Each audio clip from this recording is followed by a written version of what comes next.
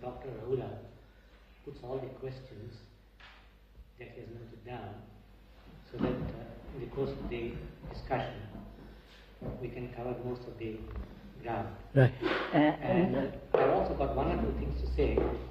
I would like also to put it so that the discussion can center around the questions. Yes. Why not put your question first? Yes. My question is, in Mahayana philosophy, You explain what Mahayana is. in the Buddhist philosophy, as coming from Nagarjuna, who was probably the greatest thinker, first century, Second century. He talked a great deal about shunyata, Yes. void, Yeah. and this has a very close association with insight. Yes. And the whole of, I believe the whole of later Buddhist thought owes its strength to this Nagarjuna's idea of shunyata as being something which is pure or pristine. And there is no insight without shunyata.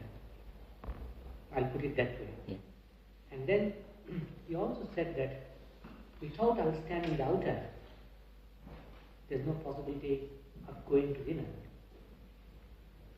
Then he also made a statement which seems to be fallacious. Samsara is nirvana and nirvana is Yes. samsara. I have marked it. Yes. Samsara You is... might, sir, you're using censored words. Perhaps some of us may understand it. You have to explain it very carefully. Samsara is worldly life with all its travail, suffering and dukkha, with all its Sorrow. samsara. Nirvana is a state of freedom, bliss, liberation. He said samsara is nirvana and nirvana is samsara. And this is explained by the Buddhist scholars through pratyuta samutpada. The whole thing is interrelated, conditioned origination. So this has a very powerful influence over the Buddhist thought today, as I understand it. And I would like this to be examined in the context of what we have been talking. What is the... I haven't understood the statement. The first thing is Yes. the importance of Shunyata. shunyata. Yes, I will explain. Because what do you mean by that word sunyata? Yes. May I explain it? From the Buddhist point of view, I will explain. That is what... you see, shunyata is literally, it means voidness. Empty. Void. Empty. Emptiness. Shunyata. Nothingness. Sunyata. Nothingness. Yes. I know the meaning of meaning. it. That is a literal meaning. But the significance, it is attributed by Western Buddhist scholars mostly to Nagarjuna. That is incorrect. It is the Buddha who said this first. Yes. And Nagarjuna, as a great thinker, philosopher, developed it into a system. Yes. Whereas Buddha said in very simple way. Yes. And Ananda, who was Buddha's nearest associate, companion, disciple, asked one day, "Sir, it is said the world is sunya. World is sunya, empty. What does it mean? To what extent it is sunya, empty?"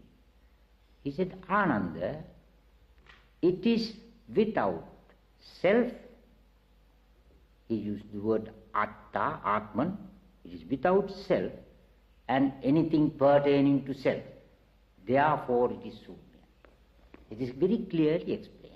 In many other places he told a man, "See the world as sunya and you are liberated." And these are the original statements. Nagarjuna took these ideas and developed by his Madhyamika Karika based on Pratit Samutpada, that is dependent origination, Yes. or I would rather call it the conditioned genesis. Yes.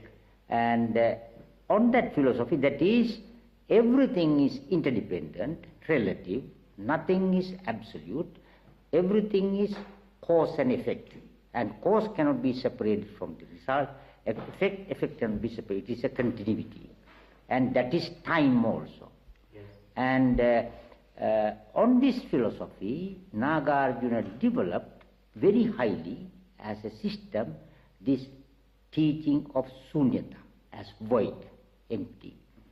And that is exactly what Krishnaji says also. There is no self, and you see it, and every problem is solved. There is no complication, there is no problem. That is how I see it in relation to his explanation. Then the second thing you said, what was the second question? The Sunyata. relationship Between the outer and the egg, yes. inner. That is exactly what Krishnaji and Dr. Bohm discussed as actuality and truth, or reality and truth, and it is published in that new book. And that is Sangriti Satya and Paramartha Satya. This is also accepted Buddhist philosophical position. Sangriti Satya is conventional truth. That is what we do, talk and eat and all these things. It's Sangriti Satya within duality, within relativity, that one. That you can't say this is false, this table. But in another sense, this is not so. But Sangriti Satya is that conventional truth. Paramartha Satya is the ultimate absolute truth. These two also cannot be separated. Yes, but Nagarjuna clearly says in one place in Madhyamika Karika, one who cannot see and does not see the conventional truth is incapable of arriving at the ultimate truth. He says. The third position you took, the question you raised was, I think, nirvana and samsara. That is also Nagarjuna says in the Madhyamika Karika. He says, clearly I remember the verse even by heart, he says that nirvana has no difference whatsoever from samsara, and samsara has no difference whatsoever from nirvana. To clarify the word samsara, in the strict definition, samsara is the continuity of our existence. And I remember once I put this question to Krishnaji in Paris.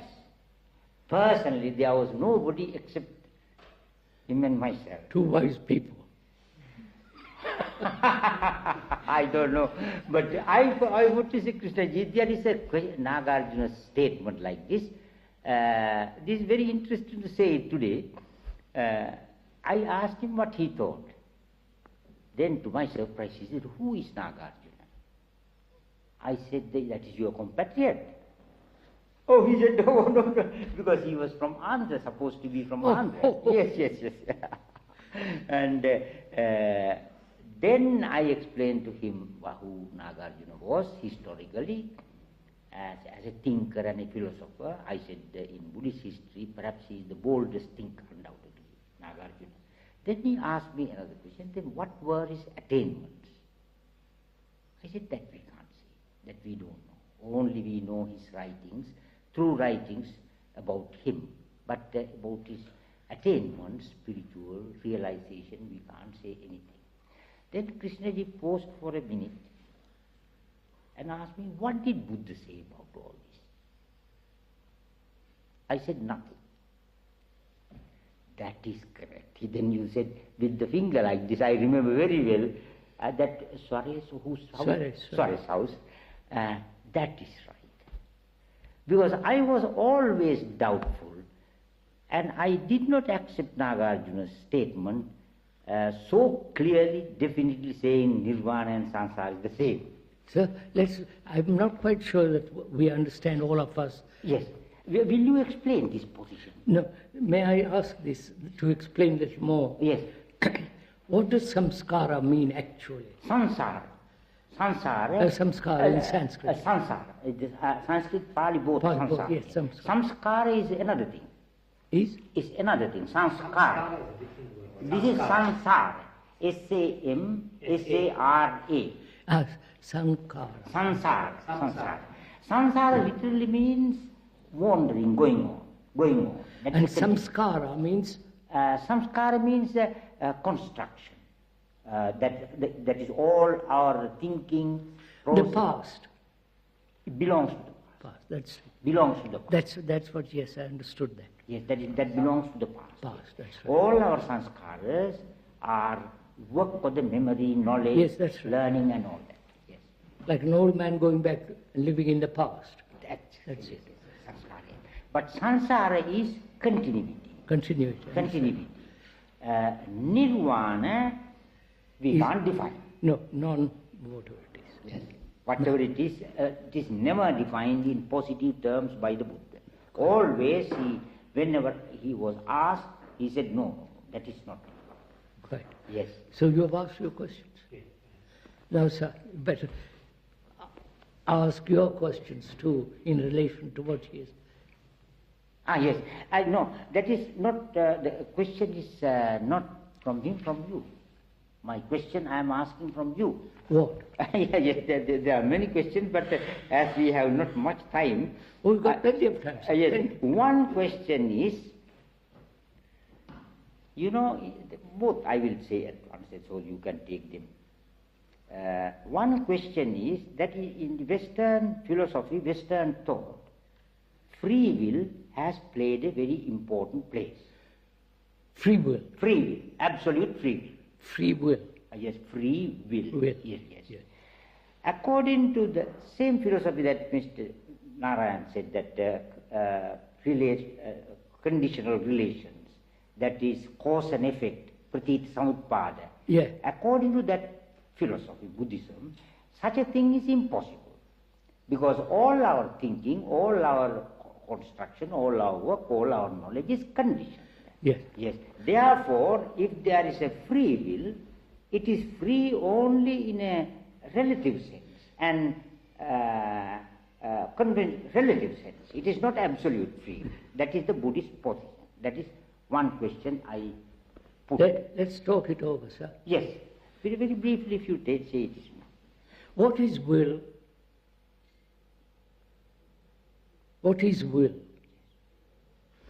How do you explain what will is? Will is that you decide, you want. No, what is the origin, the beginning of will?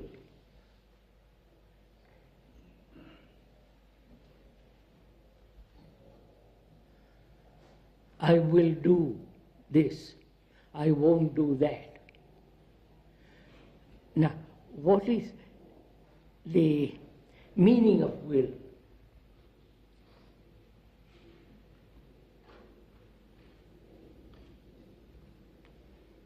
Meaning of will is to want to do.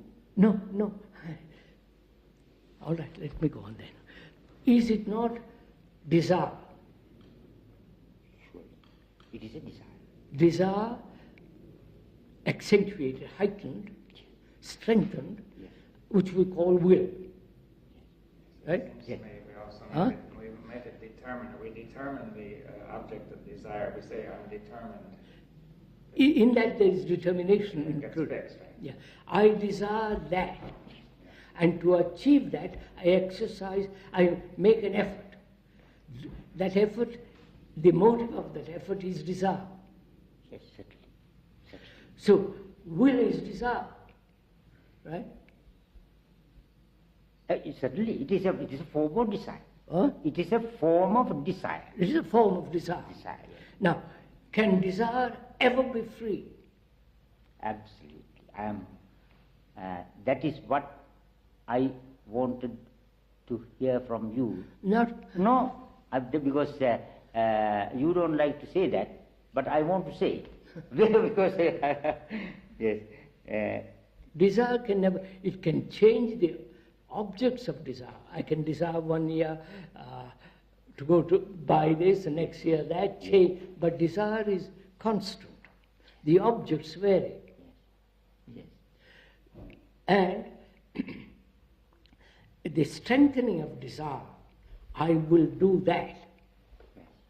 The will is in operation. Will is desire. Yes. Now, can desire ever be free?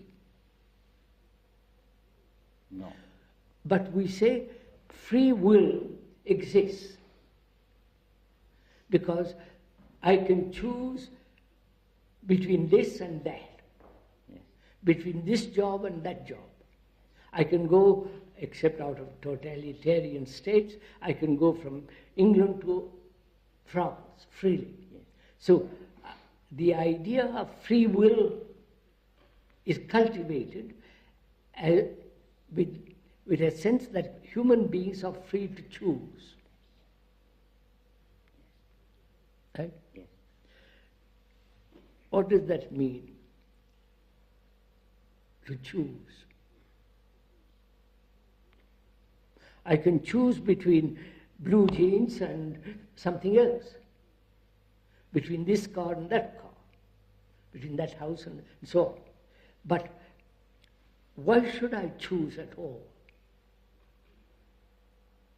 Apart from material things, apart from certain books and so on, that's why is there choice? I'm a Catholic, I give up Catholicism, become a Zen Buddhist. If I'm a Zen, I become something else. And I choose. Why? Why is there choice at all? Which gives one the impression that I'm free to choose. Right, sir? So I'm asking, why is there the necessity of choice at all? If I'm a Catholic and saw the whole significance of Catholicism with its abstractions, with its rituals, dogmas, and the whole circus round in it, and I abandon that, why should I join something else? Because when I've investigated this, I've investigated all the religions. So choice must exist only when the mind is confused.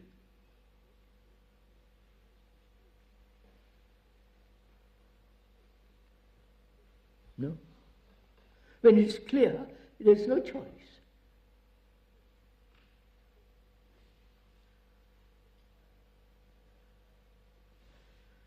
What? Is that right? Right. I think you have answered the question. To me, you have answered the question. I haven't fully answered Well, it. I think that the Western philosophers might not agree with you, I'm not sure, but They won't agree, of course. They say that choice is not desire, the will is not desire, but the will is something else. I think that's my impression. Yeah, will is something else. But it's, Will is I don't know, a free act. free. The will is A free something act. inherited or is part of the genetic process to will, to be. But I think, for example, I can't say I know much about it, but the Catholic philosophers may say that when Adam sinned, he willed wrongly, let's say, and he said that he made a wrong choice, and he set us off. In this You see, but that's a very convenient way of explaining away everything. First invent Adam and Eve, the serpent and the apple, and God, and then put everything as the primal cry. Yes, that is right. There's lot of creation there. Huh? Lot of creation there, mental creation. I think if one observes, one can see that will is the result of desire, but I think people have the impression that will is something entirely different. Yes. That it's something. Will is part of something sacred. Yes. That's what many Yes, people think. something derived from a divine being.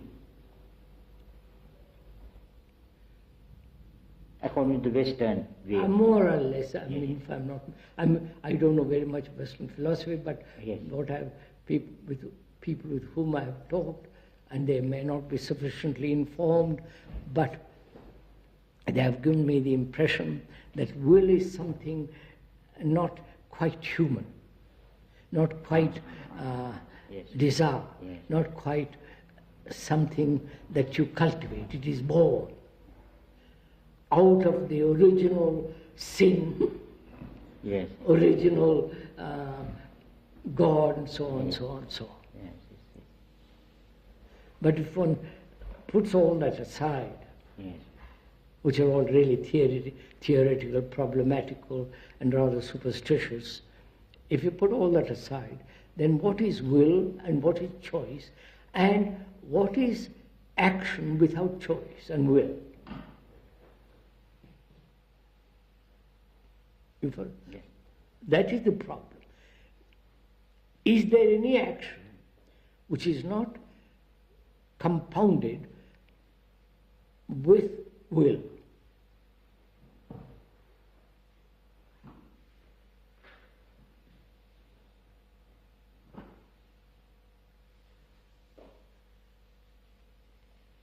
Yeah. I don't know what the Buddhists and... Would you say that insight Yes. is not a result of will? It has nothing to do Oh, with will. nothing whatever to do with No, will. no, nothing to do with will. Yes. All Yeah, desire, of all course. memory. Yes, yes. So insight is something which is free from will and also analysis. Yes. The insight is seeing. See, yes. Seeing. Yes. And See is in that seeing, there is no choice, there is no discrimination, there is no judgment, Yes. there is no moral or immoral value judgment. You see. So insight is not a result of will, nor is it a result of analysis. No. No. Yes. No. No, but you see, this is becoming theoretical. You're making it so theoretical. Because through analysis, You are making, sir, excuse me, sir, you are making it theoretical. You have defined it. It's not this, it's not that, it's not that, and you think you have insight. No, Have no, you? I don't have Then why discuss it? no, because we have been discussing insight so far. No. We Or are we have discussing. been No, See. now, Narayan, if I may point out, we are talking over together action in which there is no choice, in which there is no effort as well. Is there such action?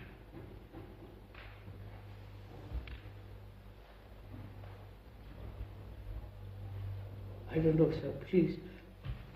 There is such an action. Huh? There is such an action. You know it? Or is it a theory? Forgive me, I must be... You see, If you may forgive me, sir, I want to move away, if you will forgive me, and I'm not being impudent. One should move away from theories, Yes. from ideas, from conclusions, but find out for oneself the truth of that matter, which is there an action in which there is no effort of will at all, and therefore no choice. So, what is correct action in which there is no will, no choice, no desire, because the will is part of desire and so on.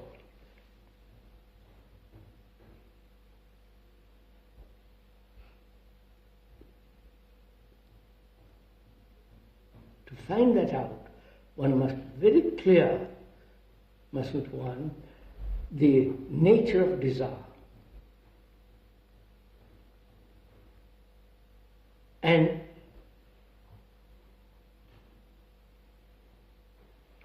desire is part of sensation. And desire being part of sensation,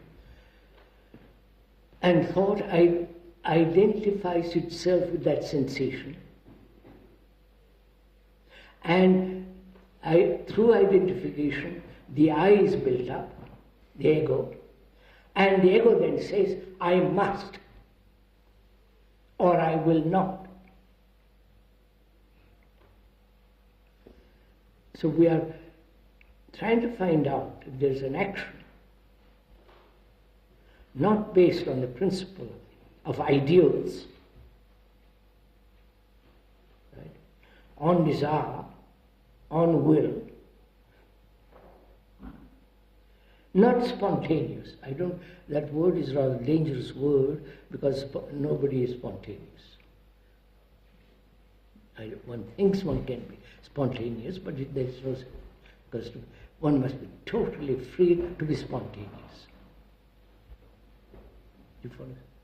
So is there such action?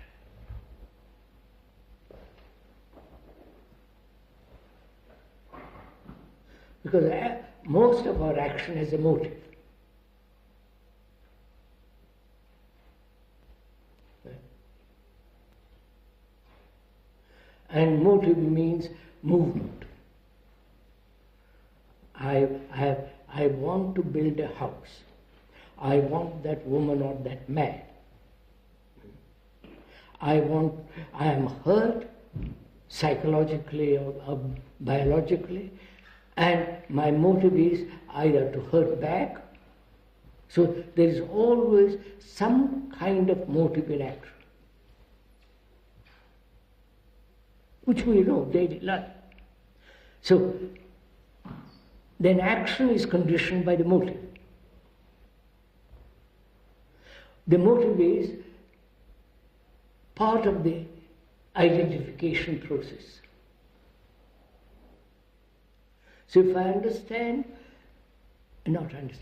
if there is a perception of the truth that identification builds the whole nature and structure of the self, then is there an action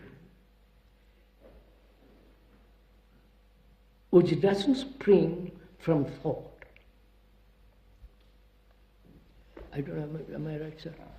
Could we ask why, before we go into that, why there is identification? You see, why is it that this is so prevalent? Why does thought identify with sensation and other with things? why does thought? Why is there identification with something? Especially sensation. As sensation.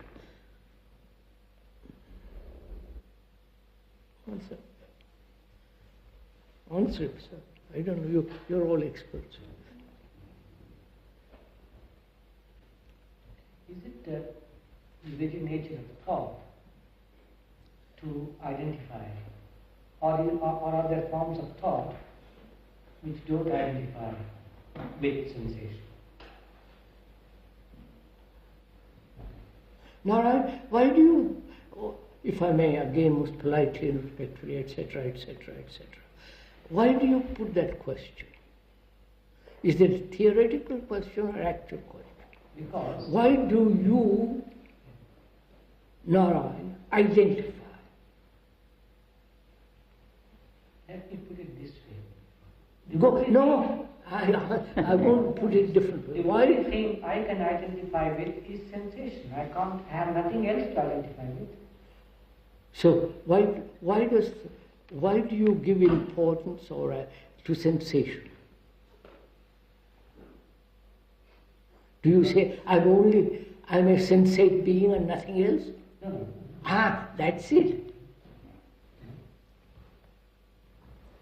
No, if I have to identify with anything, it can only be with sensation. Is there a duality in identification? Of course. Could we make it clear? In identification, as you point out, sir, there is duality. The identifier and the identified. Is it possible that you're trying to overcome the duality by identifying? Yes. Saying I am not different. Is that when you are? Or when you feel you are? You see, I don't want to enter into the field of ideologies, theories. To me, I have no interest in it. But I really, in investigating, I want to find out. Perhaps I've found out. But talking over together, is there an action in which the self is not? In daily life, not in nirvana when I've reached freedom and then all the rest of it. I want to do it in this life. as I live.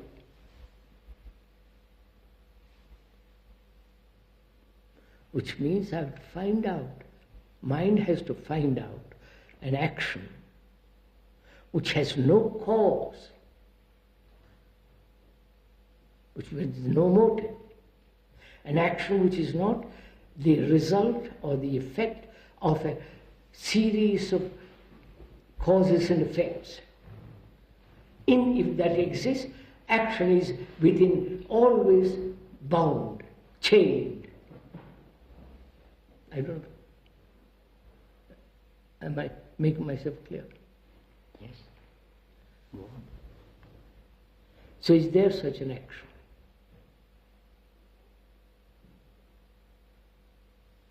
Well, it seems to me we can't find it as long as we're identifying. Yes, with that. So that's why I said, as long as identification exists, I can't find the answer. See, and why does thought identify that? Why does thought identify with sensations? So is that irresistible, or is that irresistible, or? I don't know if it is irresistible or if it's part of sensation. How is that? Let's investigate. I don't like You to. think that sensation is behind that? Perhaps. When I say perhaps, that word is used for the purpose of investigation, not I don't know, but let's see. But it may be. So, why have sensations become so important in life? Sexual sensations, the sensation of power, whether occult power or political power, economic power, power of woman or a man or a woman, power of environment, the influence of environment, the pressure. Why? Why has thought yielded to this pressure? Right, sir? Yes, and does sensation necessarily produce a pressure? It does when it's identified. Yeah, but then it's the two together. I know, but let's examine a little more. What do we mean by sensation?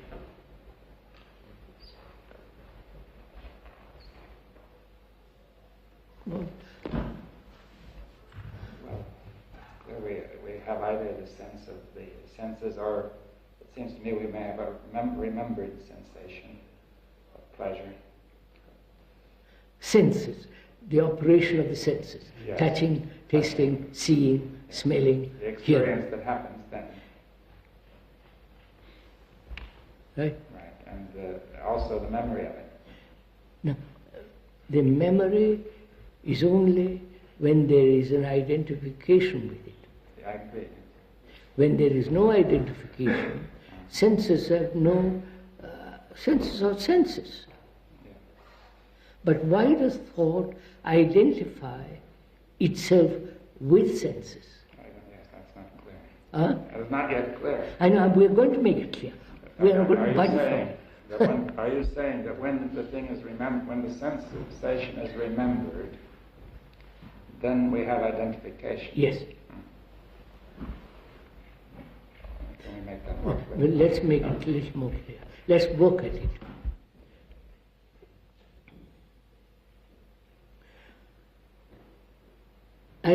There is perceiving a pleasurable lake. Seeing a beautiful lake. What takes place in that seeing? There is not only optical nerve seeing by the eye, but also the senses are awakened. The smell of the water, the trees on the lake. Could we stop a moment? I mean, when you say seeing, of course, you see through the visual sense. I'm using purely visual sense. Yes. Now, therefore, you already have the visual sense awakened, really to see. Is that what you mean? Yes, I'm just seeing. And that visually. visually, optically, I'm just seeing. Then what takes place? That's Then what the other senses start to operate. other senses start operating. Why doesn't it stop there? What is the next step? The next step is thought comes in. How beautiful that is. I wish I could remain here. So thought identifies it. Yes. It says it's this. Yeah, because in that there is pleasure. In what? Seeing, Yeah. and the delight of seeing, then thought coming into operation and say, I must have more. I must build a house here. It's mine. Why does thought do that? Why does thought interfere with senses? Is that it? Now wait a minute. The moment the senses take pleasure, say, how delightful, and stops there, thought doesn't enter. Right? Now, why does thought enter?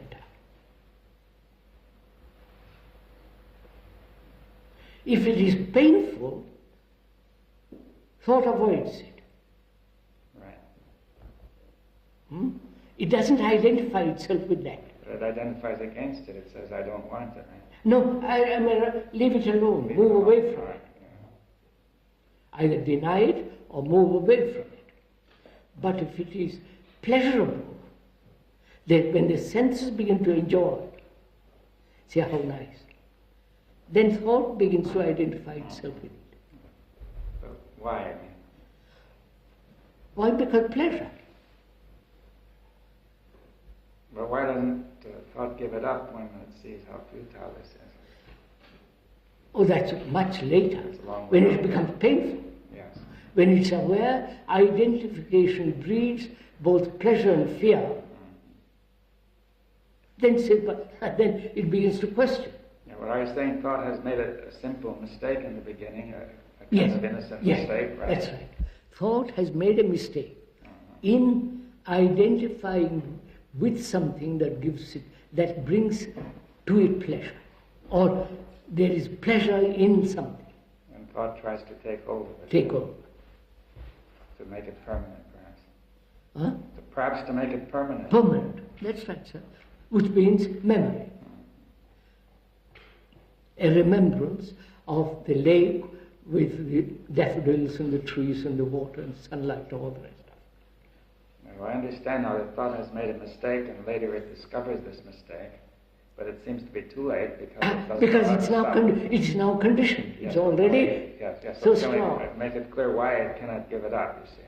Why it cannot give it up? That's a whole problem. Yeah, but I mean, we try to make it more clear. Why doesn't thought give up something which it knows or is aware that it is painful? Yes. It is destructive. Why? Go on, and why, sir?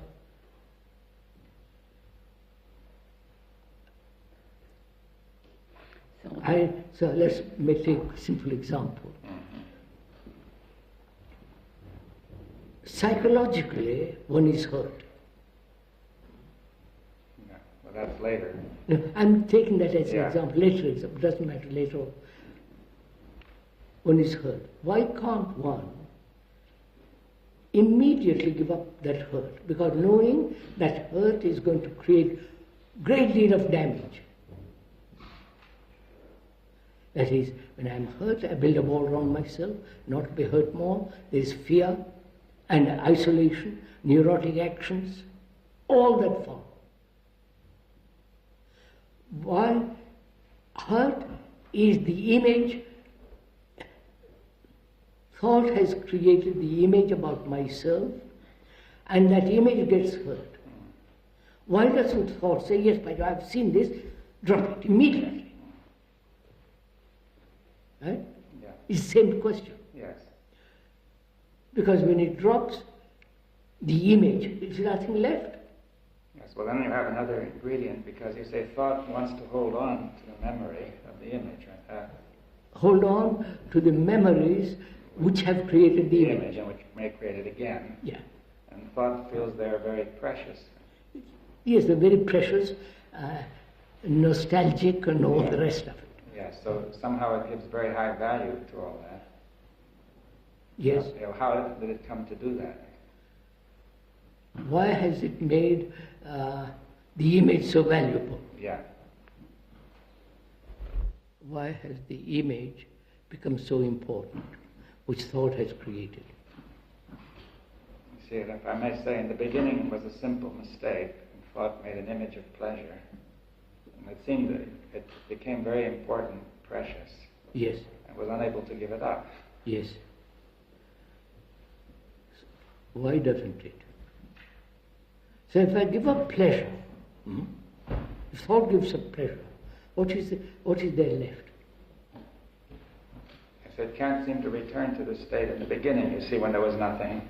That is the pristine state. That is it the is unable to return to that It state. can't, because thought has, all the rest of it. Yes.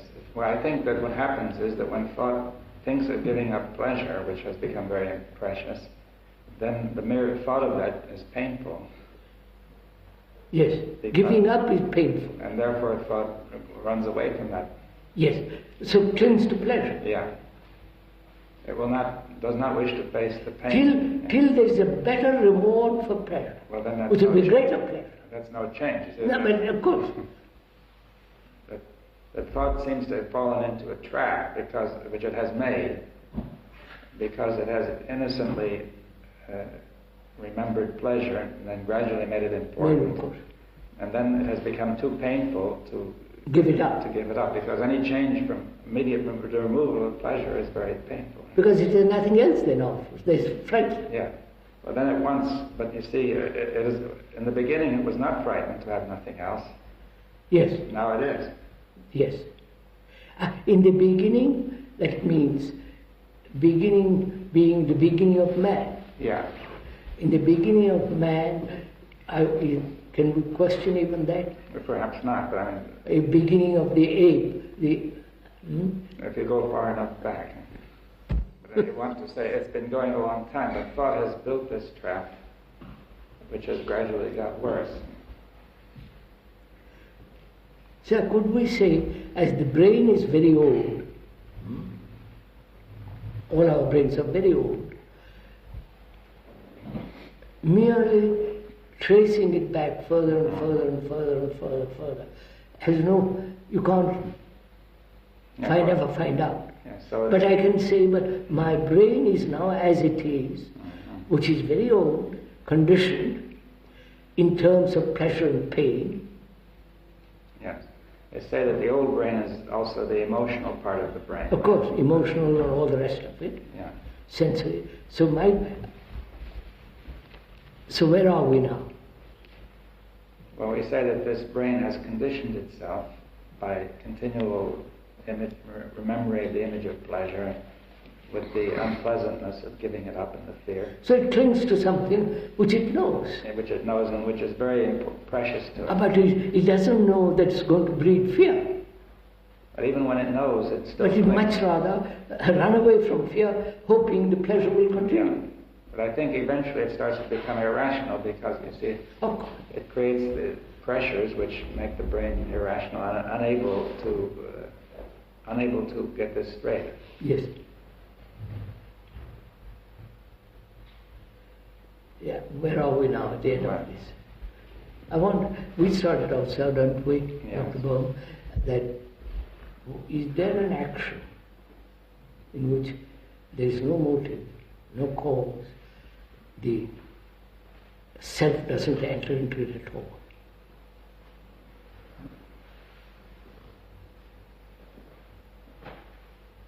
Of course there is.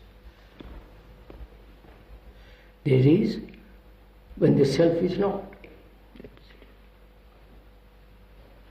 And this, which means no identifying process takes place. I see there is a perceiving of a lake with all the color, the glory and the beauty of it. And that's enough. Not the memory, cultivating memory, which is develop through the identification process. Right? But Guiding always raises the question, how are we going to stop this identification? You see that? I don't think there is a how. Right, but what will we See, do, right? that which means meditation, Yeah, control, practice, practice, practice, practice, practice. And that way makes the mind mechanical, dull, forgive me, I'm not, and literally incapable of receiving anything new. If it just imitates it, this is precisely what happens. What? If these practices are done with imitation. Yes, that means if that practice becomes an imitation, then it is a the terrible mind, conditioning. Then mind is mechanical. What do you mean imitation? If you tell me, if I may make it very simple, just 3 times a day put your hand on the floor and something will and happen. you do it. And I do it. I do not think about it. I do not inquire about it. I do not say, why? Now what happens? Why should I? If I do not question it, if I just mechanically do it, nothing will happen. I'll get only more and more fuzzy. Yes, but if I inquire into it, why? What for? Why What should, is my reaction? No, my question is, I have listened to somebody who says, put your hand there, and then I begin to inquire. But I don't accept anybody telling me I must put my hand there. Then I don't have to inquire. I don't. Remember that famous story of a guru? He had a favorite cat. And he had many disciples. So every morning, before they all started meditation, he caught hold of the cat, put it on his lap, and meditated. And when he died, the disciples had to search around for a cat. Yes. Yes. I mean, that... I have heard differently. The cat was tied to Yes, somewhere same so that thing. he may not come and disturb. Yes, anything. same thing. Yes, yes. No, you see, our minds are mechanical anyhow, have been made mechanical.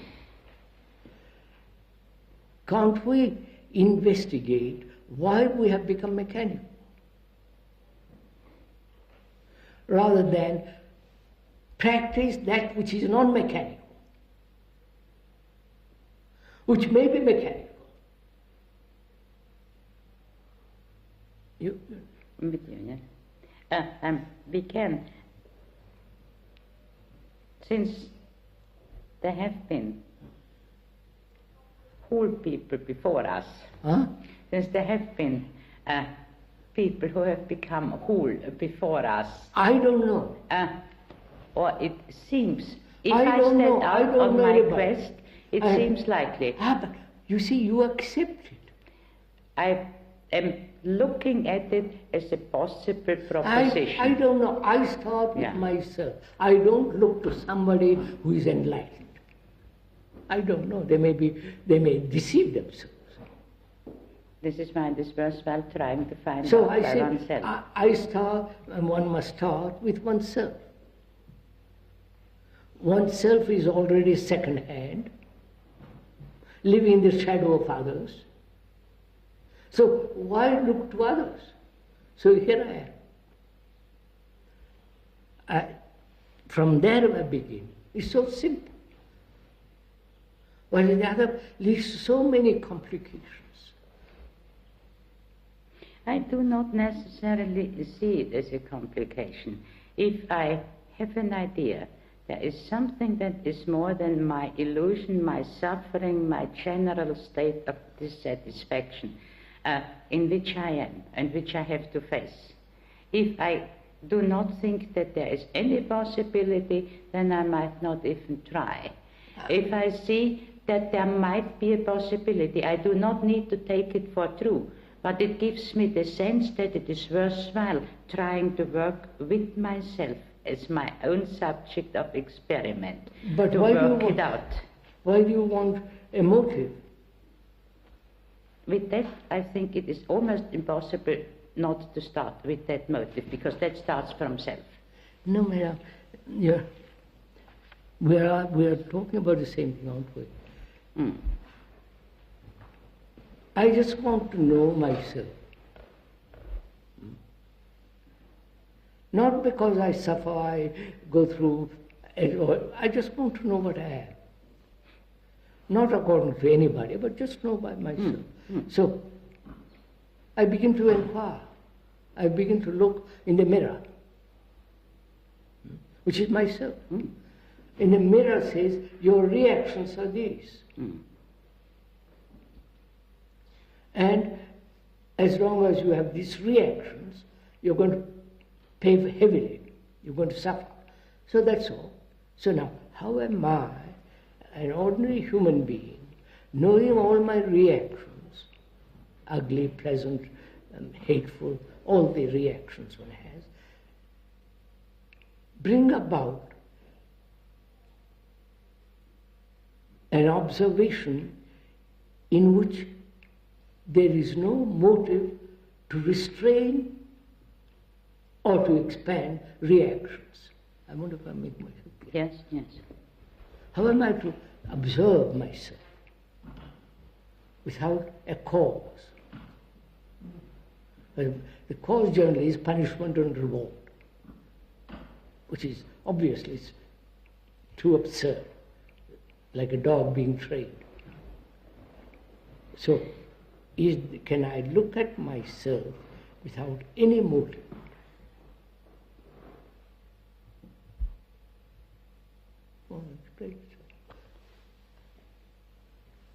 At this stage of inquiry, Huh? at such a state of inquiry where I'm beginning to try to do it, to start with, I cannot do it. I'm too conditioned. I know. I wouldn't admit, you see, you're always asking for help. No, but I can, in the same way as I can do a physical training too, I can be able slowly, but not immediately, to look, to bear the proximity of those things that I do normally not like to see in myself. I understand that, madam, which is like, I have no muscles to do certain exercises. In a week's time I have those muscles by doing exercises. That same mentality is carried over. I don't know myself, but I will gradually learn about myself. It's not that I need to gradually, we have to be careful here, it's not that I need to gradually learn about myself. It is only that I have to develop the courage, the strength to bear. It is the same thing. It is the same thing. I haven't the strength, physical strength to do certain exercises. The same mental operation goes psychologically. I'm weak, but I must get strong. It's not that I must get strong. I think this is where one gets oneself into a cul-de-sac. Yes. It is not for the motive. It is a very real suffering out and looking and suffering out and looking and suffering out and looking. And there is a changing factor in it, which in the end makes it possible. Again, gradual evolution.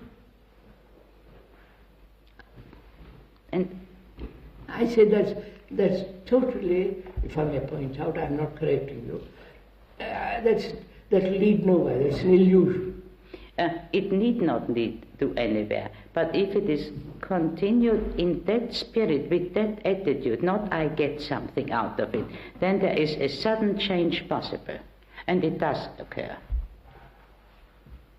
Whether we have done it, and I would like to make another point on that, whether we have done it starting with that motive and began slowly the other way, or whether we have done it unbeknownst to ourselves, so that it suddenly can happen on the basis of the life that we have lived, does really not make any difference. Either you have insight immediately or you don't have. Yes, that is true. But the life that led up that to means it, that preparation, is important. preparation.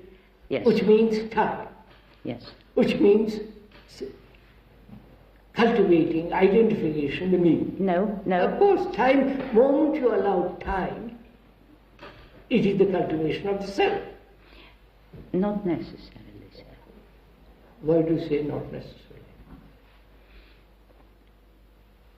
If I do it for something that I want to gain out of it, Oh, no, then it is certainly a cultivation of the self. Madam, when you say, as we said just now, insight is devoid of time and memory. Insight is timeless, it must happen. You can't gradually come to it. It's not a thing cultivated by thought. So, to have an insight into oneself instantly, not I could degree. Mm-hmm. Is that possible? Yes. No, don't say yes. And we are inquiring. Yeah. Well, I would say, with my own conviction and experience, I would say yes. What? Say yes to what? It is possible. That means if you have an insight,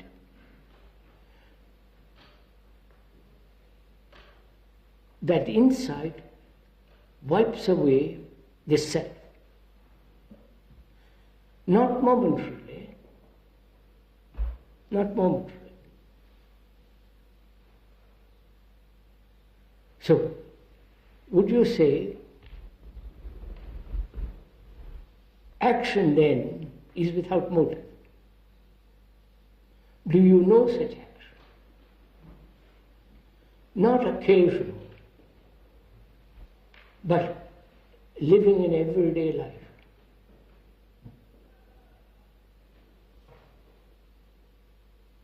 I don't want to be occasionally fed, but I want to be fed every day. I don't want to be occasionally happy. I want to have, all the rest of it. So, as insight is devoid of time and divorced from memory, thought, therefore, is there an action born of insight? You understand?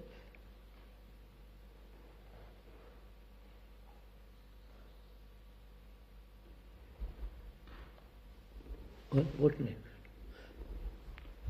Yes, if you had the insight, if you have insight, I shouldn't say had, because had means memory, again, past. Have insight. Yes, have insight. If you have insight, there is no exception. All your actions are without motive. But that's right. Again, forgive me.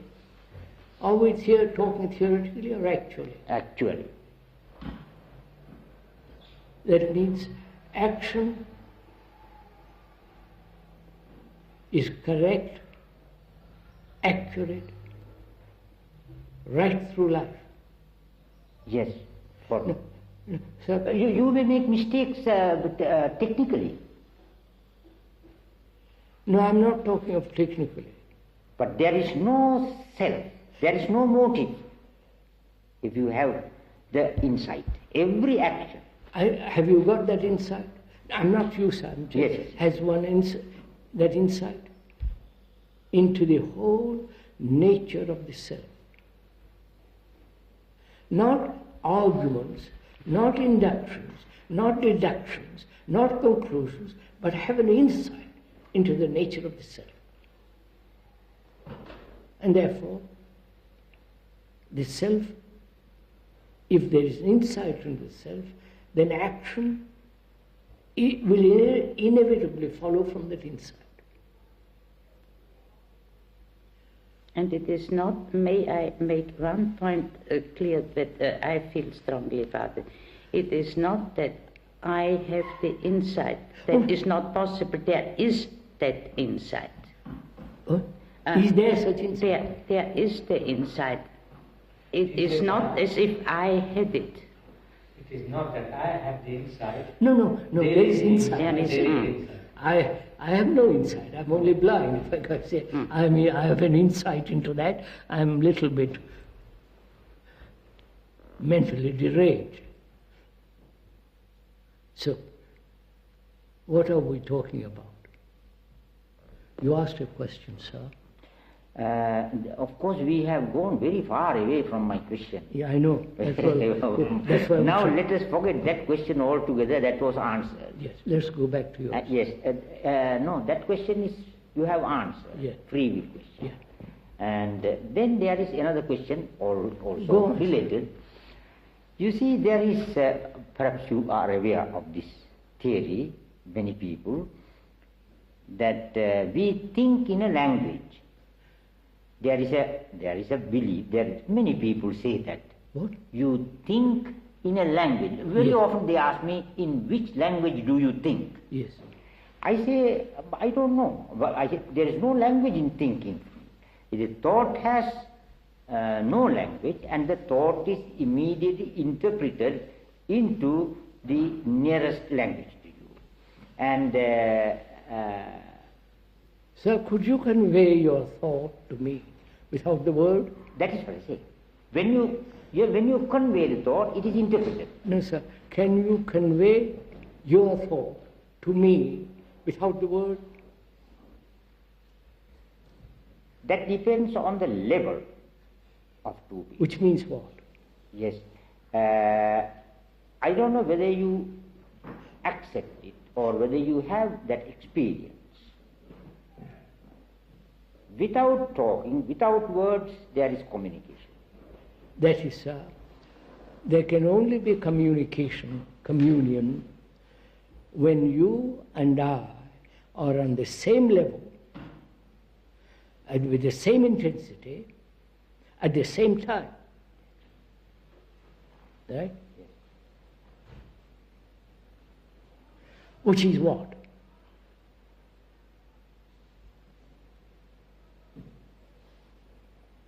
When you and I are on the same level and with the same intensity at the same time, what is that thing?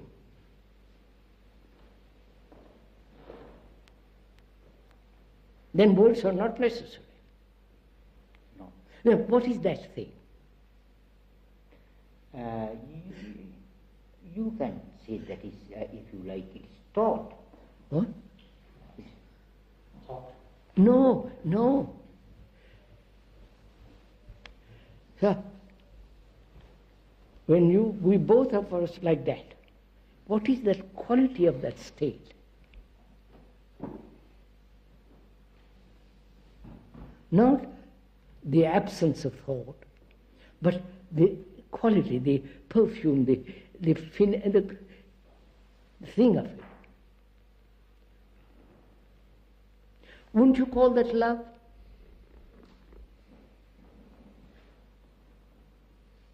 Yes. No, Yes. don't. But you ask me or just you are going to answer the question? I'm going. Because I get confused when you put it to me whether you are expecting me to answer. No, sir. When two people have this extraordinary quality of this state, words are not necessary. There is that quality of love which exists. Therefore, the words become unnecessary. There is instant communication.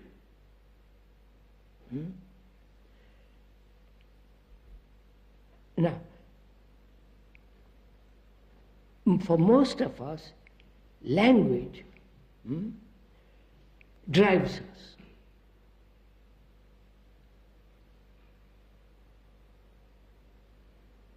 Right? Right, sir?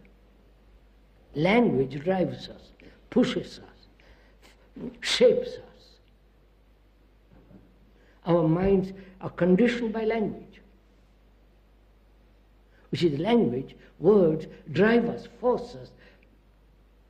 I am an Englishman. The language and the contents of that language. Right? Yes. And if we use words without the language being directing us, words then have an entirely different meaning.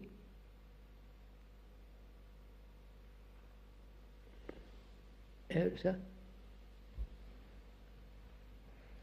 Huh? The language doesn't drive you, but you drive the language. Language, that's right. If you are not identified, I think that ordinarily we are identified with our language, and therefore it is driving us. But if we are free of identification, No, that's why, sir, that's extraordinary how language has made us. I'm a communist. yes, well then you are, that's an identity. I'm a Catholic. That's it. Do you think that language is the major source of identification? One of the patterns. One of the, yeah. And I don't know whether it will be useful. I would like to remind here is a very important Mahayana Buddhist philosophical attitude. And Which is that? That is, it is said that the world is caught up in language. Namakaya, Padakaya, Vyangakaya. Yes. These are the words used. These are Yes, and Sanskrit it words says- too. Yes, pardon? In Sanskrit too. Yes, this No. Sanskrit word, Yeah. of course. And it is said the ordinary man is stuck in words just like an elephant in the mud. And so one must go beyond Namaka, Nama, Pada, Yes, sir. Vyangana to see the thing. No, but Because as long as you are, as you say, it is driven by language. language. Are you?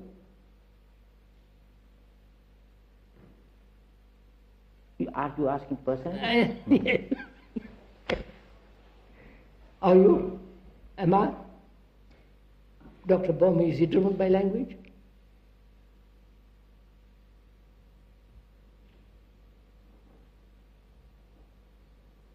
That I can't say. I'm, You answer that.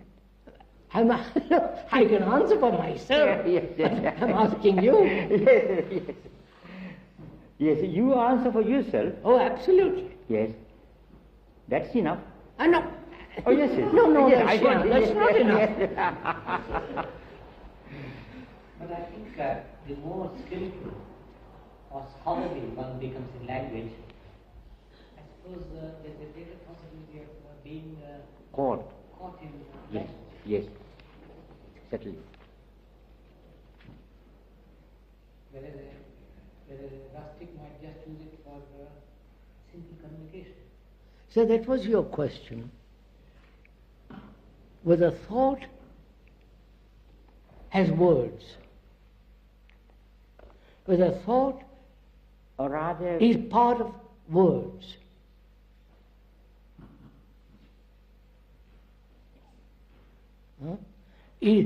Does the word create the thought, or thought create the word? Egg. yes. Yes. You once asked the question, is there a thought without the word? That's what I want. That's very interesting. So we'll go into a little bit. Do you want to go into it, sir? Yes. Is there a thought without word? That's the question. Yes.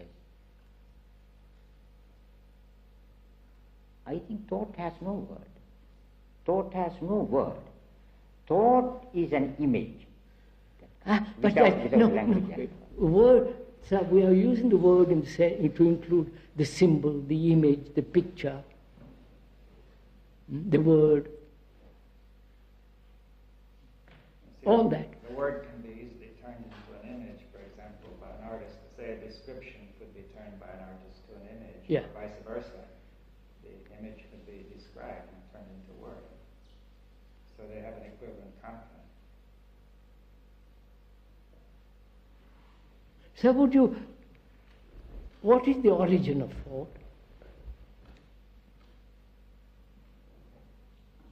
If you had to find out, not what the Buddha said, or if you as a human being had to find out something, you must find out, otherwise you'll be head chopped off. It's something tremendously important that you must find out. What will you do? What's the origin of thought?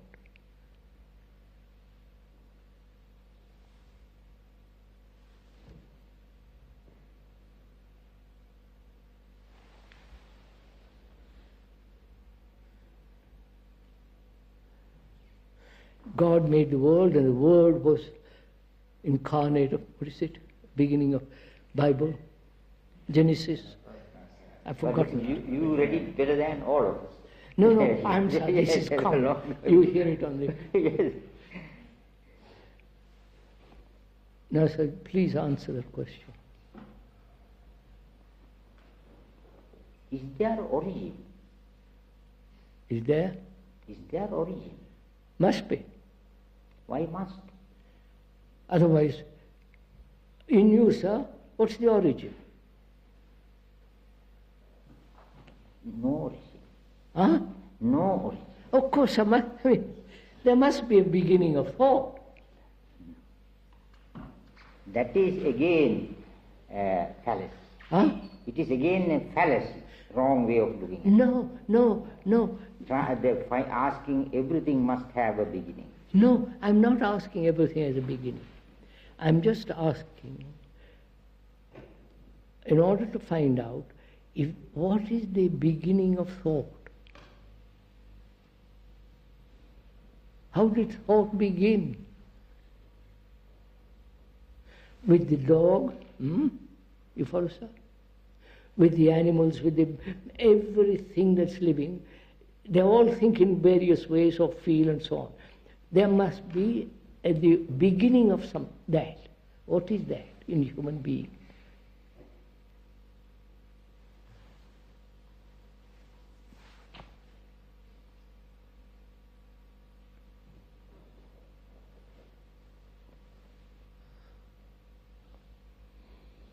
If we had no desire at all, we would have no What? thought. If we had no desire at all, we would have no thoughts. No, it's not a question. No, you're not. Are you discussing thought without identification or with? No, sir. I would like, how did thought begin in myself? Was it handed down by my father? By my parents? By education? By environment? By the past? I want to know, what made me think?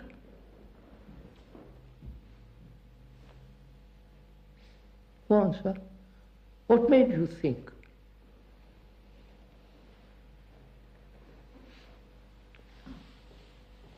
The question is this, you are putting some cause behind, but I would say nothing made you think. It is in the nature of yourself thinking.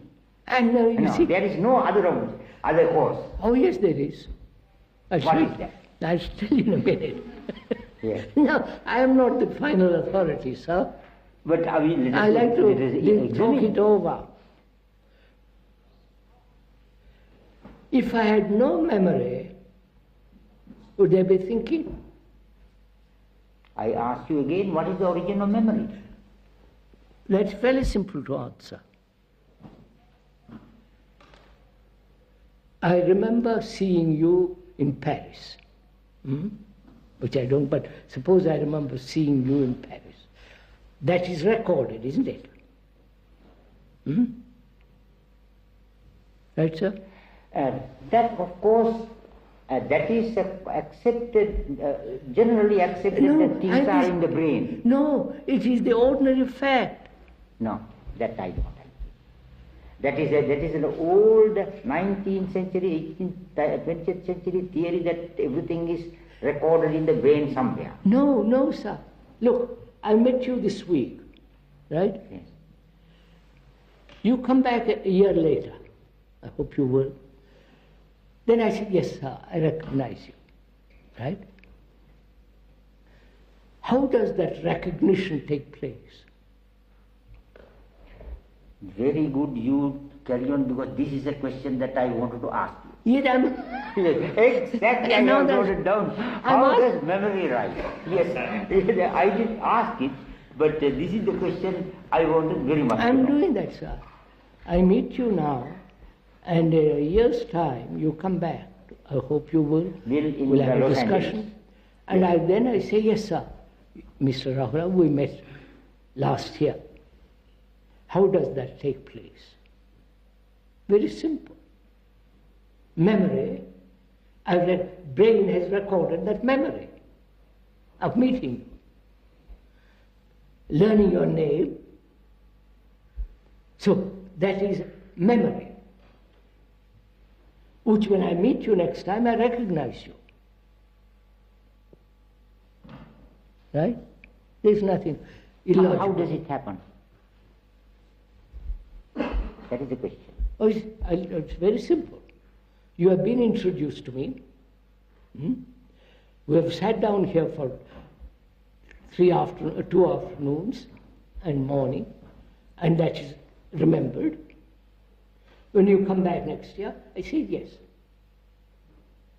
If I didn't remember, I wouldn't recognize you. Right? So, recording goes on. It's not 19th or 1st century or 20th century. Recording must go on. The elaborate educating process of learning a technique, how to drive a car, go to the moon or whatever it is careful accumulation of memory, which then adds. There's nothing wrong in that, is there? How does it happen? Sir, I don't know how to drive a car. So I go to the man who teaches me how to drive a car. I take 24 lessons. At the end of it, I'm inspected, and the man says, "We're pretty good," and gives me, I've learned it.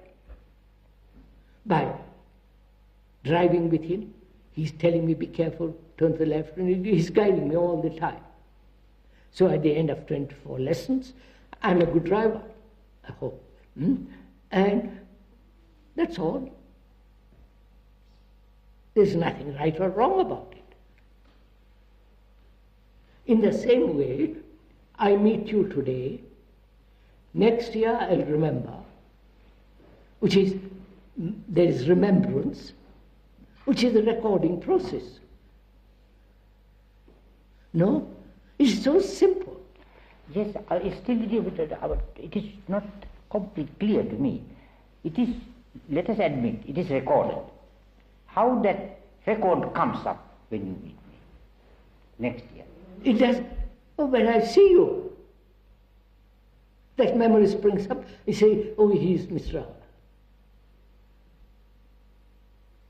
And the recording is the image, pleasurable or not pleasurable.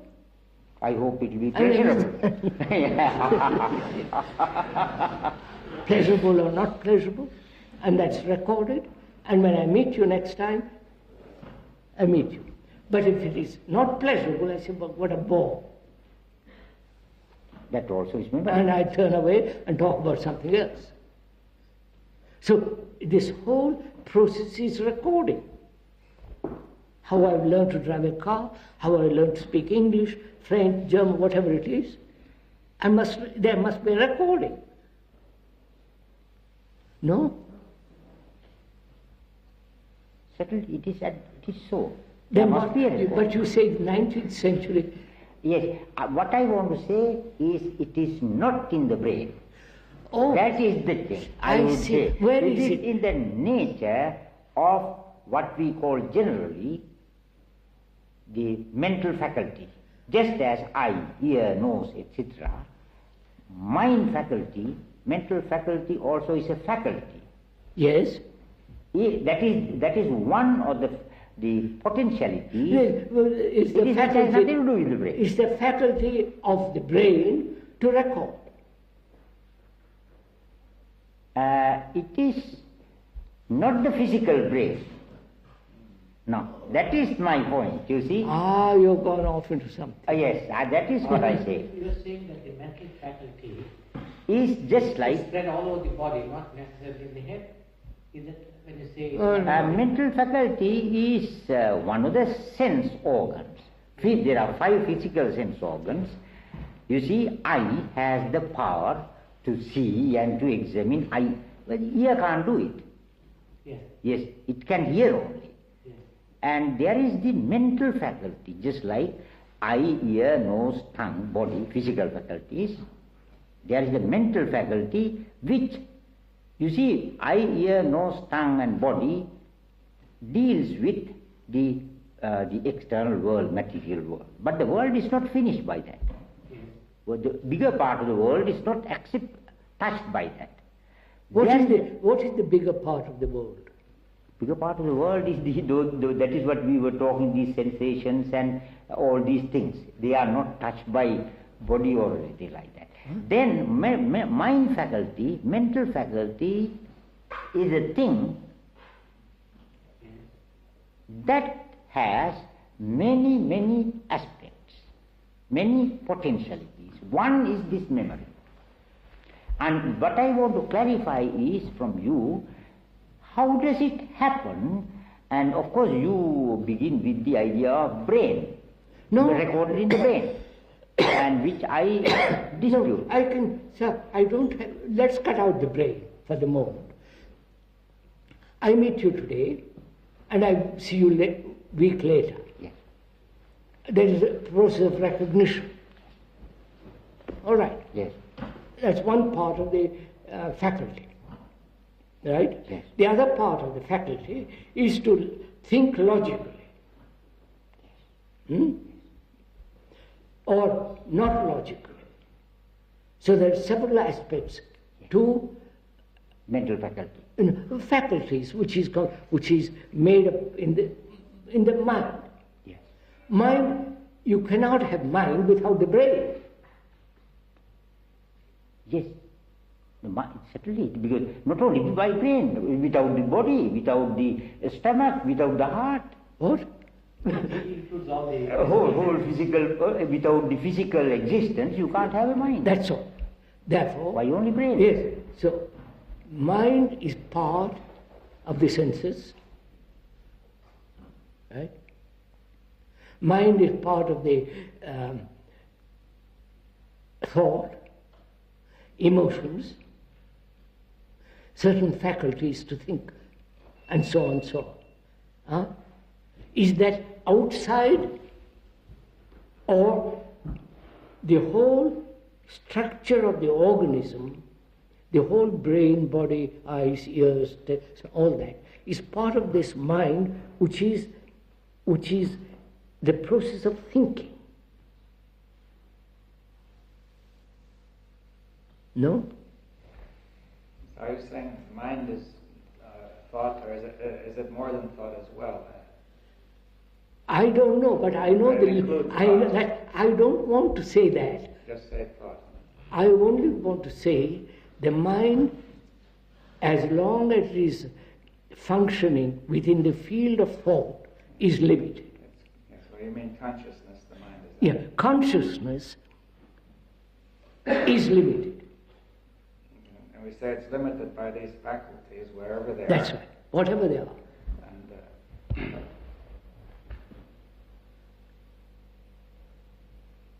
but as far as recognition goes, I mean, people are even making machines that can imitate the process of recognition. Of course.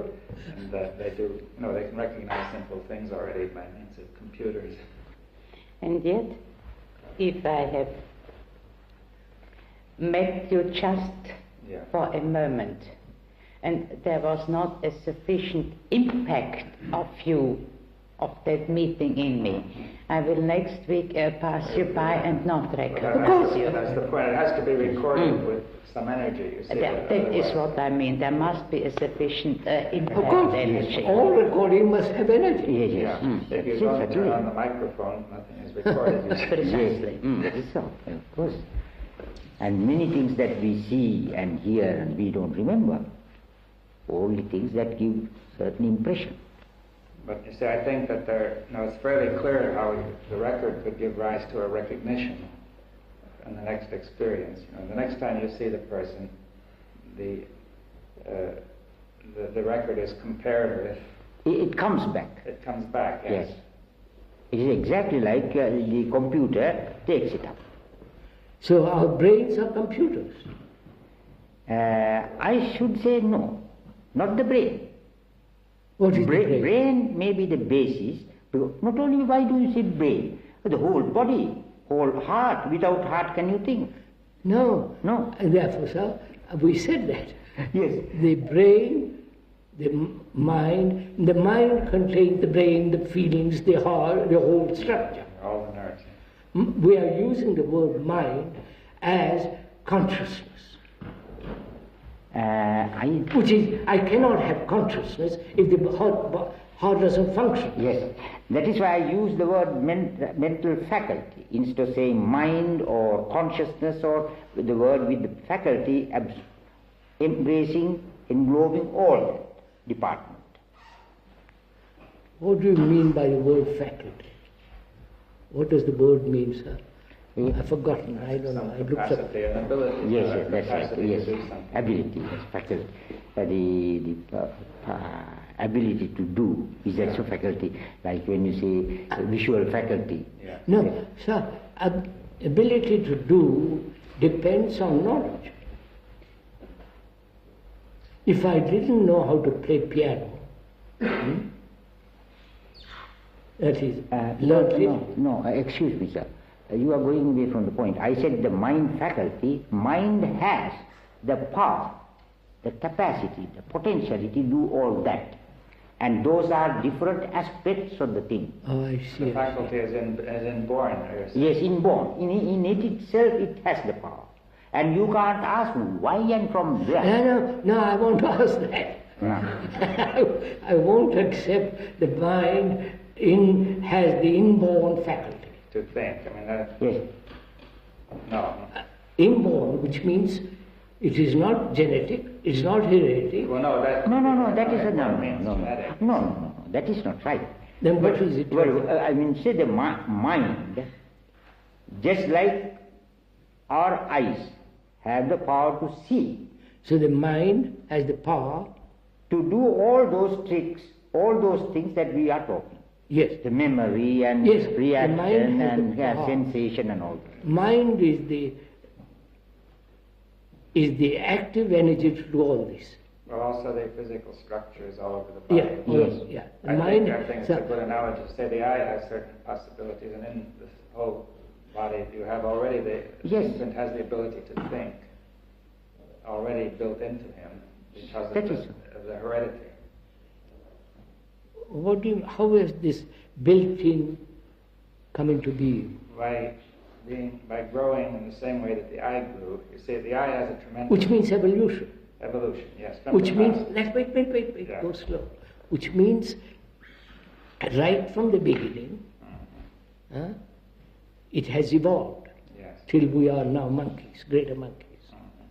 Sorry. Again, sir, I question that. You took for granted Darwin's theory. We are coming from the dumb monkey. I don't take Darwin I see this happening in the world. No. When you say we are evolved from the monkey, no. That is, right, I don't accept. We have been evolved from imperfect man, or not evolved from perfect man. We are going down the hill instead of uphill.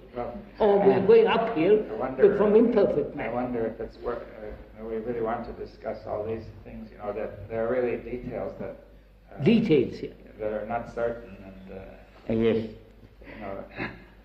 That is why I object to that statement from the monkey evolving. We don't know about it. I don't know, sir. I don't know how we have evolved, but I do know a very simple thing, which is without recording, there is no thought.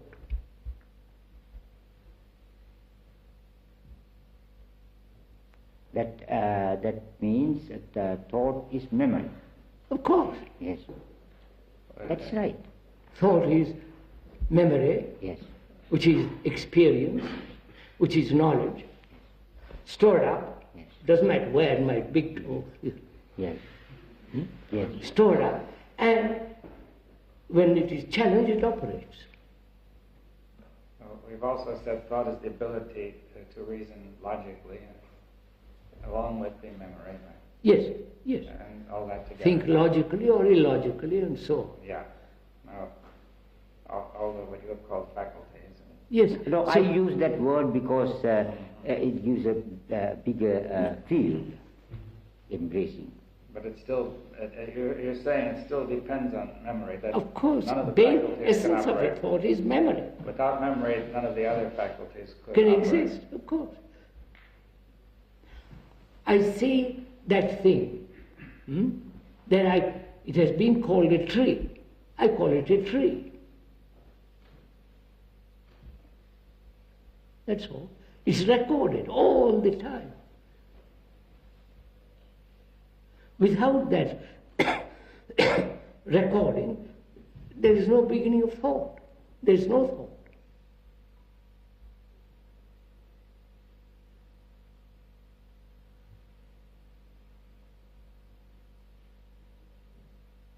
So, if you are born in Catholic world and conditioned by Catholic world, you would be thinking along Catholic world, Christ, and the whole business of it.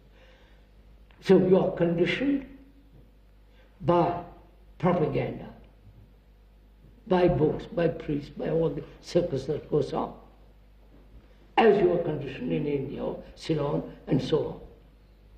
So, what is the origin, the beginning of this conditioning? Why does man condition himself? For security? To avoid danger? Obvious.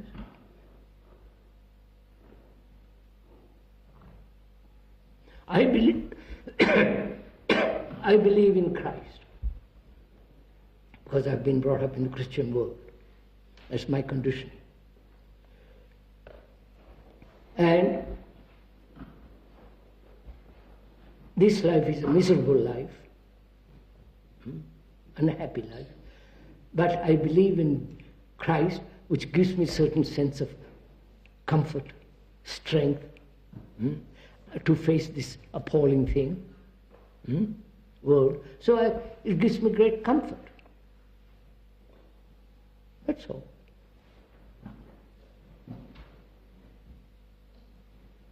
It gives me security in an insecure world. Psychologically, the Father is looking after me. That's all. And the Hindus, the Buddhists, the Islam, they're all the same category. So, the instinctual response of a human being is to feel secure. Like a child, obviously. No? How does it come about? That sense of security, feeling of security. What is the origin of that? The mother and the child, the baby, must have a little security. Otherwise, how the baby must have security. Physical security. Must have food at the right time and the right hours and all the rest of it. Does the baby have a feeling of security at the same time? Probably, I don't know anything, not being a baby, but I don't remember it. But I'm sure it feels safe. It feels safe. Safe, looked after, quiet, The moment it cries, mother is there. To change the diapers, to feed her and all the rest of it. What's wrong with that?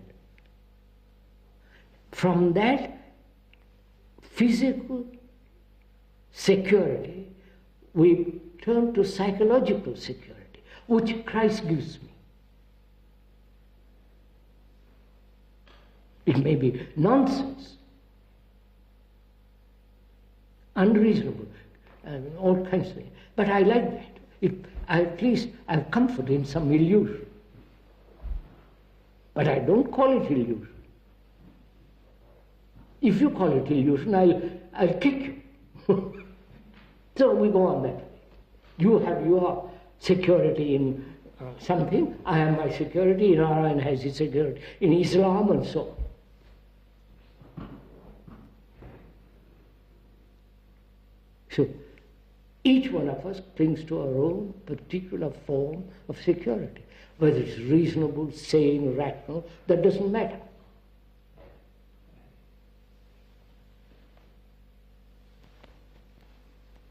It seems to me it's similar to the pleasure question. That is, you register the feeling of pleasure and try to build it up.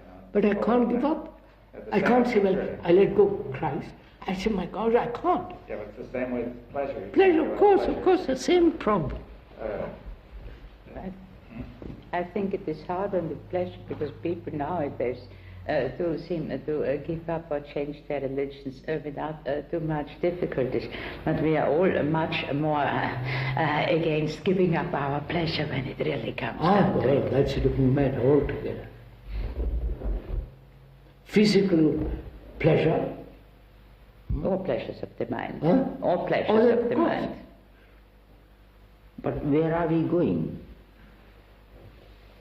Where are we going? I haven't finished. We haven't discussed this central issue of life.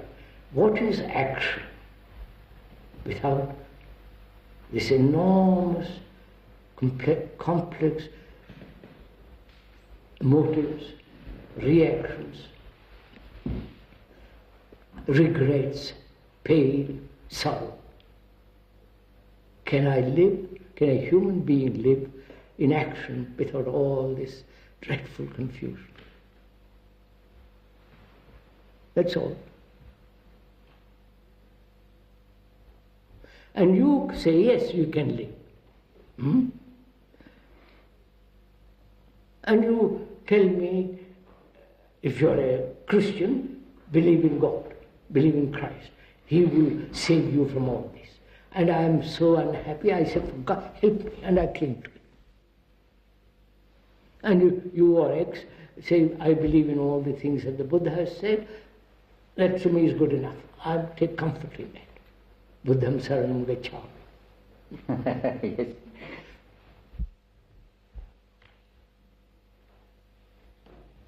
So my actions are based on reward and punishment. Right? Right, sir? If I do this, I'll reach nirvana. If I don't, I'll go to hell, which the Christian know all the rest of it. So, all that, one has thrown overboard all that. Being fairly intelligent and educated, you said that's all nonsense.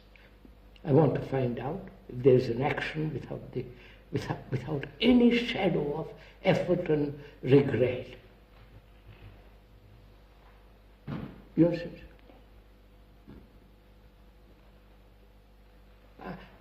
It is important to find out, not theoretically or casually. It is a burning question, a passionate thing. I must find out.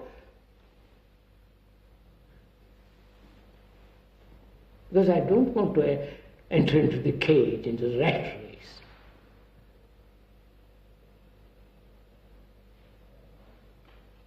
So what shall I do? What is right action under all circumstances, which doesn't depend on circumstances? Circumstances, my wife says, do this. I love you, but you must do this. or something else. I put away all those influences or pressures, but I want to find out if there is an action which is complete in itself.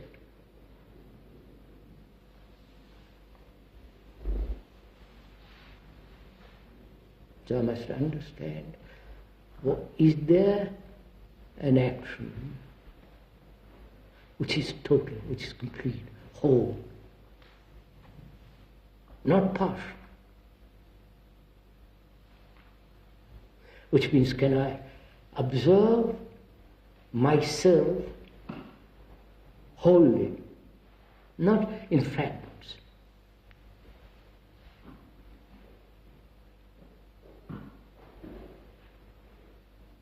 Or, through the fragment, instantly see the whole.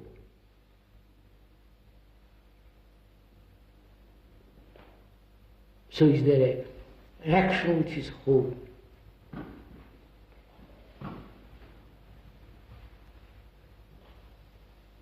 I say yes, there is, definitely.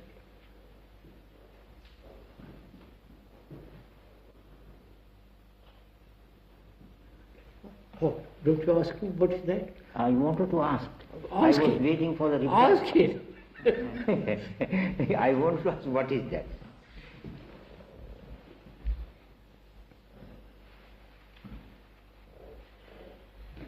First of all, can you see with your eyes the tree as a whole?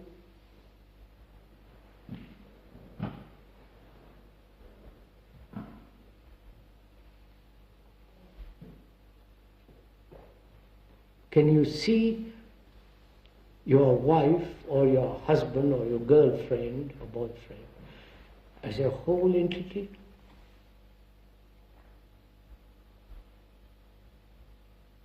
You understand? You understand my question? Can you see anything totally? Or we are always seeing partially? When you use the word totally, what is the meaning? Holistic, whole. Wait, don't go to some. Can I see you as a whole being?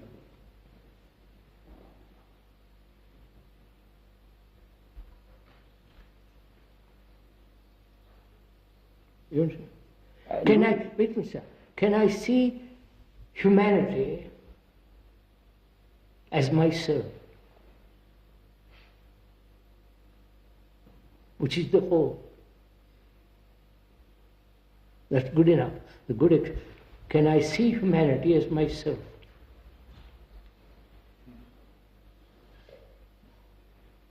Because humanity is like me, suffering, miserable, confused, agony, terrified, insecure, sorrow-ridden, like another.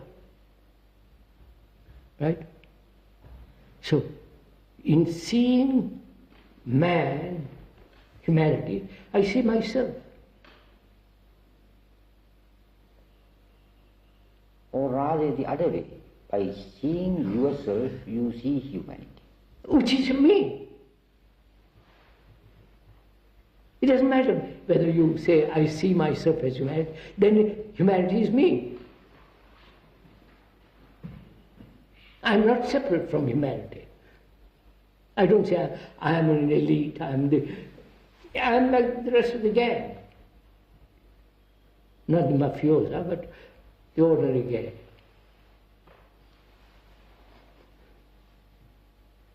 So, I see the world as myself, which is the whole.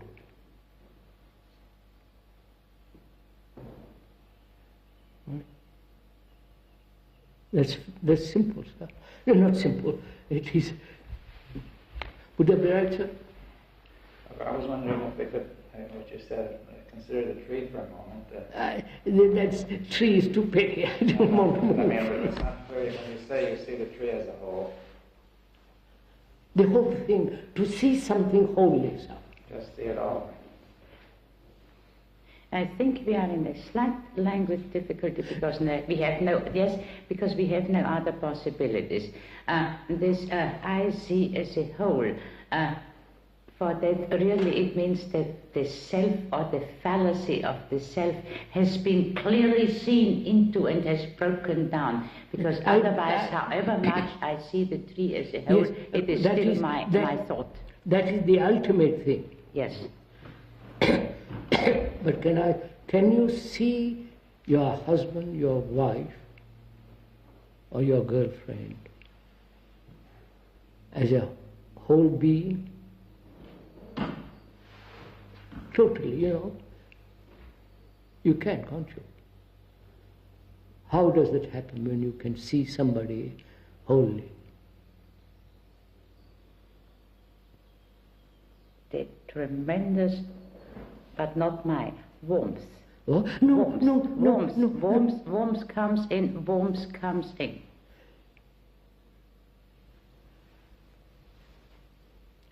If you love that tree, you'll see it wholly. But we have also there to be careful what we mean with love. Keep it very simple. Don't intellectualize it for the moment. We'll do it later. If I love somebody, love, not possessive, acquisitive, and all the rest of that nonsense. If I love, it is, the whole thing is there. The totality of that man or woman is there. So can I see myself wholly? Myself being humanity. I am not different from humanity. I am not an individual. That's all phony.